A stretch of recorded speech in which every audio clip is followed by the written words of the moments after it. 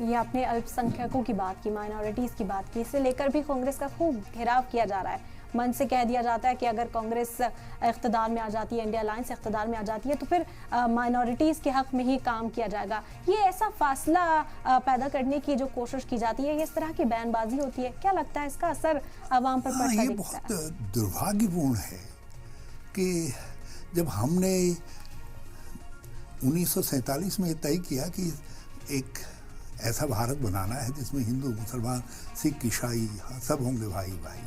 सनातन धर्म भी सर्वधर्म समभाव की बात करता है।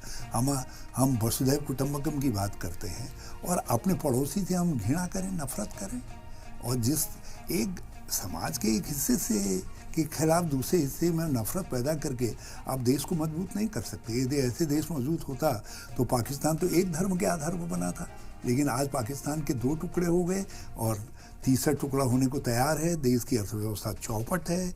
जो सबसे खुशहाल देश के रूप में बना था, जहाँ की धरती सोना उगलती है, आज वो पाकिस्तान जो है टुकड़े टुकड़ों के लिए मोहताज होकर के दुनिया में घूमता फिर रहा है। यदि ये चीज़ें देश को बड़ा बनाती, हमने सारे दुनिया के जाति धर्म यहाँ हैं, भाषाएं हैं, खान पान रहन सहन है, इन सब विभिन्नताओं के बावजूद एक ऐसा संवैधानिक डॉक्यूमेंट बाबा साहब अम्बेडकर ने तैयार किया जिसके आधार पर हम एकता के सूत्र में बंधे हुए हैं। एक बहुलवादी भारत, बहुलवादी संविधान, बहुलवादी दृष्टिकोण, लोकतांत्रिक व्यवस्था, तो ये जो जमहूरियत है का ये जो हिस्सा है उसको बनाए रखना है।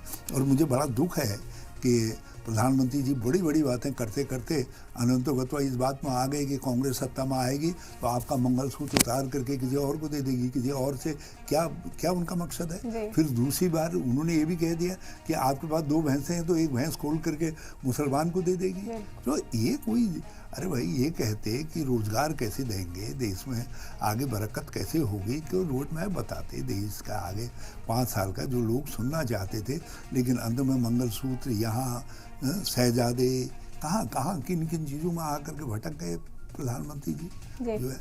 और अच्छा है, इससे एक बात साफ होगी, घबराहट साफ दिखाई दे रही है और लोगों को लग रहा है कि ये हारने वाला व्यक्ति है, तो इसलिए घबराहट और बौखलाहट है।